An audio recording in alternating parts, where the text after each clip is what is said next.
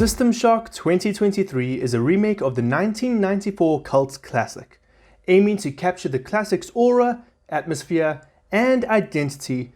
Will this remake capture the imagination of fans much like the original did, or will it be left floating through the empty void of obscurity? For full transparency, the review code for this game was supplied to me for an early playthrough. My review and opinions are my own and are not influenced by any studio or third party. My review is based solely on my experience with the game.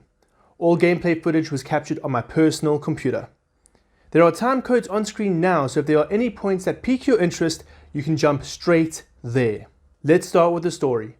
Being a remake of the original, the game's storyline stays incredibly true to the classic original. The player takes control of a nameless hacker in the year 2072. The player awakens from a coma to discover an AI has gone rogue and the crew of the station you are on have been killed, turned into cyborgs, or mutated. And that's how the game starts.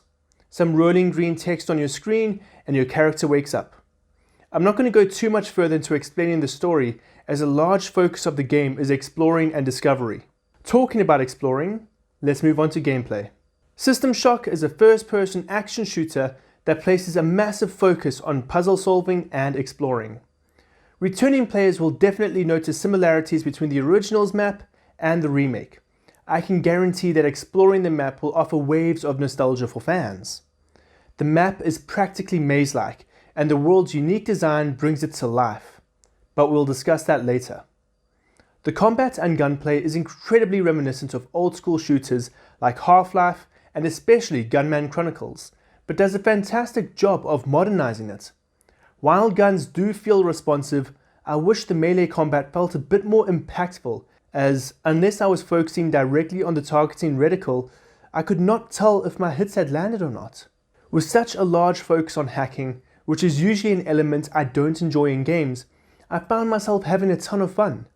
From simply figuring out simple puzzles, to driving virtual drones and destroying nodes, to simply finding the correct password, I genuinely found myself having fun, which took me by surprise because, as I said before, I don't normally enjoy hacking and will often try to avoid it like the plague. The graphics were arguably the highlight of the game for me. While most modern remakes attempt to recreate the game with as realistic graphics as possible, System Shock found the perfect balance between retro old-school visuals and a stylized modern look. It's a fantastic design choice and really sets it apart from other games currently available in its genre. I had so much fun exploring and engaging with the world because of the creative atmosphere. It truly transports me back to my childhood when I first picked up old school shooters like Duke Nukem and Gunman Chronicles.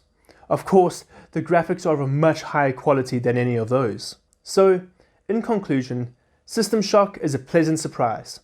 While new players might find it to be a bit tricky getting into the world and navigating its inventory system, players of the original will feel right at home and ready to take on any cyborg they can find.